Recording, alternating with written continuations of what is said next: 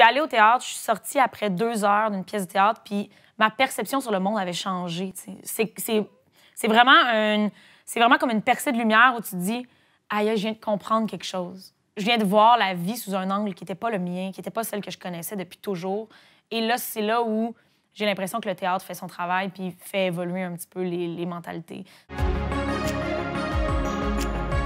Je pratique un spectacle, du moins en ce moment, à la Bordée, qui s'appelle Rotterdam et qui va être joué en janvier.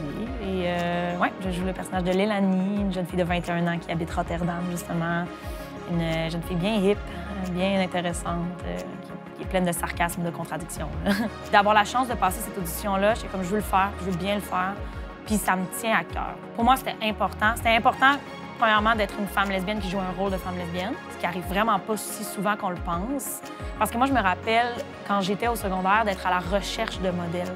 Il n'y en avait pas. Il n'y en avait pas, puis les modèles que j'avais devant moi, c'était beaucoup des clichés. Puis j'avais de la misère, on dirait, à m'attacher à quelque chose de concret, quelque chose qui me ressemble. Puis ce que j'aimerais être, c'est un peu ce modèle-là pour quelqu'un. J'ai pas besoin de changer la vie de grand monde, mais juste si quelqu'un fait comme « Ah, OK, je me reconnais là-dedans », de parler de la communauté LGBTQ, de parler de la transidentité, de parler d'une jeune fille gay, de la mettre dans son environnement et tout, ça fait juste ouvrir la conversation. T'sais. Puis ça, c'est le plus important, c'est de répondre à des petites questions, c'est d'ouvrir le débat de surface qui va nous amener vers le débat de fond. Il y a encore de l'homophobie, tu sais. Fait que tant et aussi longtemps qu'il va y avoir de l'homophobie et de la transphobie, bien, il va falloir qu'on continue à en parler.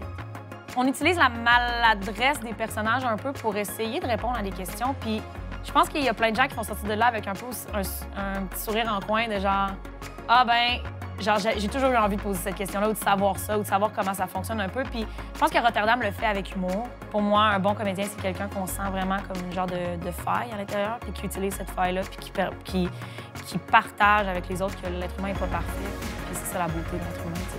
Je m'appelle Ariane Côté-Lavoie, j'ai 27 ans, je suis comédienne et étudiante, I guess.